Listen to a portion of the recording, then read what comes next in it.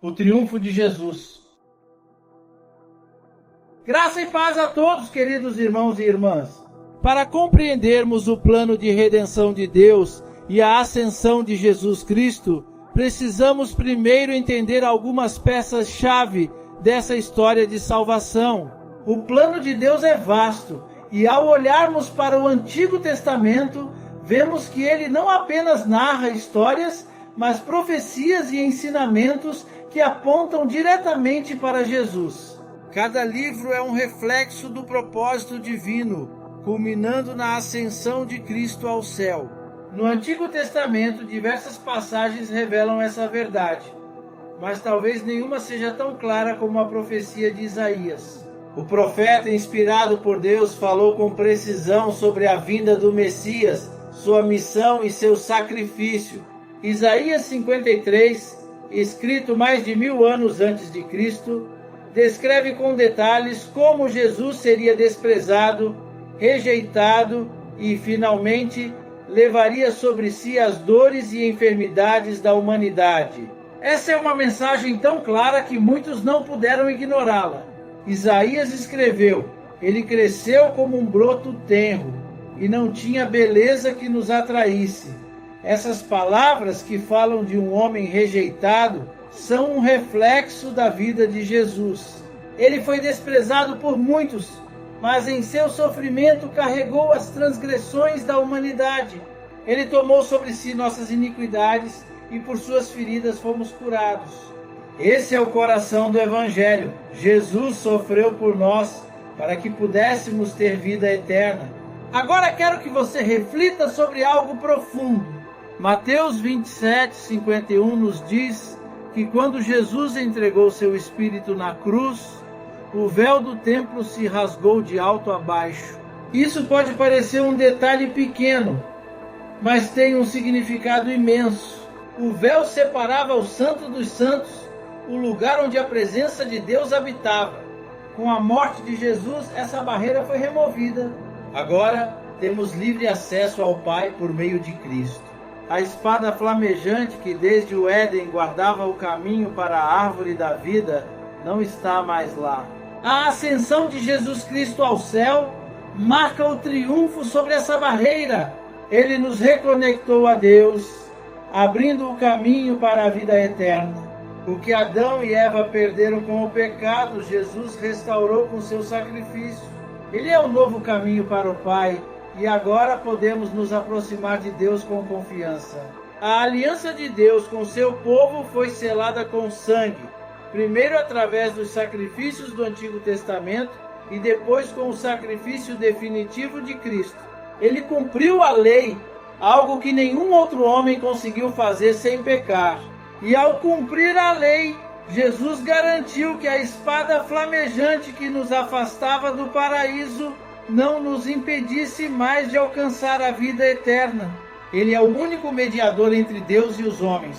Quando Jesus subiu ao céu, ele não apenas deixou este mundo, ele assumiu sua posição de autoridade à direita de Deus.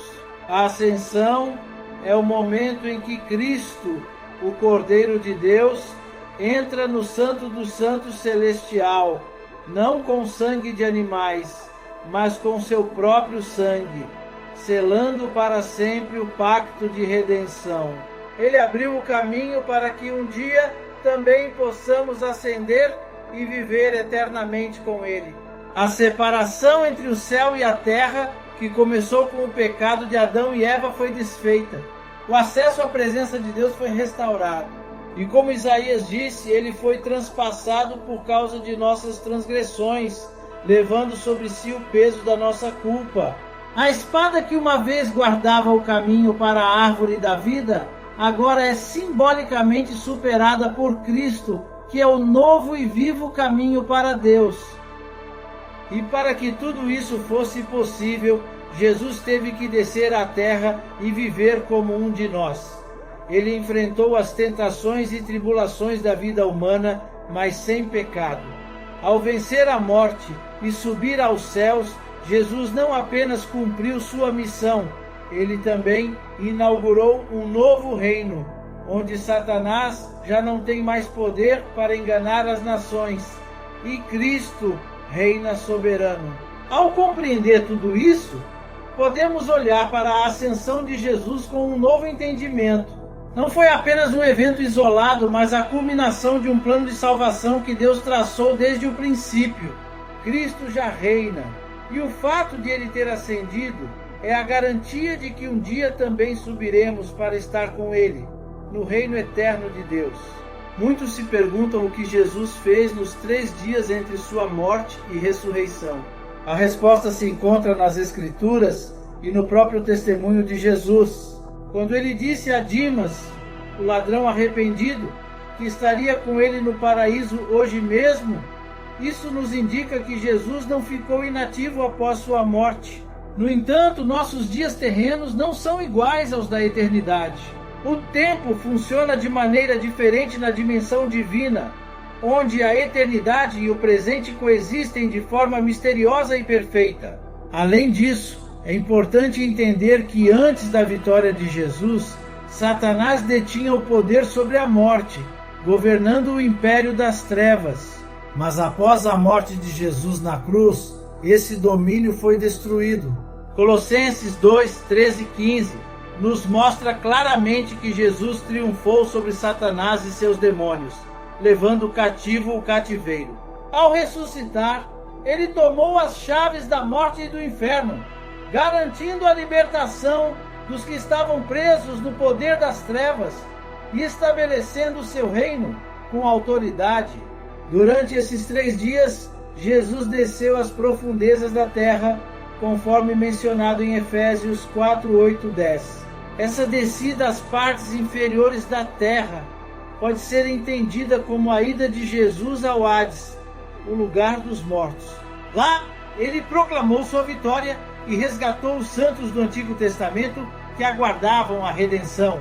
A Bíblia nos mostra que Jesus venceu a morte e que, em sua ascensão, levou muitos prisioneiros para a glória, cumprindo assim a promessa de salvação. A Bíblia também nos revela que Jesus desceu ao inferno não como um derrotado, mas como um conquistador. Ele enfrentou a morte e o pecado de frente e, por meio de seu sacrifício, desfez as obras do diabo. Em 1 Coríntios 15, 55, 57, Paulo nos diz: Onde está, ó morte, a tua vitória? Onde está, ó morte, o teu aguilhão? O aguilhão da morte foi destruído e agora a vida reina em Cristo. Essa vitória é algo que devemos celebrar diariamente como seguidores de Jesus. Os evangelhos nos ajudam a entender os diferentes aspectos de Jesus. Marcos destaca seu serviço como servo, Lucas revela sua humanidade e Mateus apresenta-o como o rei prometido. Esse reinado é a chave para entendermos o que aconteceu após a ressurreição e ascensão. Muitos acreditam que Jesus está assentado no trono de Davi, exercendo sua autoridade hoje, o que é uma crença central na visão amilenista que afirma que o reino de Cristo já começou. Esse reino não é apenas espiritual, mas também físico, e abrange céus e terra. Em Mateus 28, 18, Jesus declara que toda a autoridade me foi dada no céu e na terra. Isso significa que após sua ressurreição, ele não apenas ressurgiu, mas também inaugurou uma nova era de governo divino, em que ele reina soberano sobre todas as coisas. Esse poder foi demonstrado quando ele subiu ao céu e se assentou à direita de Deus Pai. Davi, o grande rei de Israel, profetizou sobre essa ascensão e o reinado eterno de Cristo. No Salmo 110 ele diz: O Senhor disse ao meu Senhor: Senta-te à minha direita, até que eu ponha os teus inimigos por estrado dos teus pés. Essa é uma profecia que se cumpre na ascensão de Jesus, quando ele é exaltado acima de todos os poderes e principados, aguardando o tempo em que todos os seus inimigos serão completamente subjugados.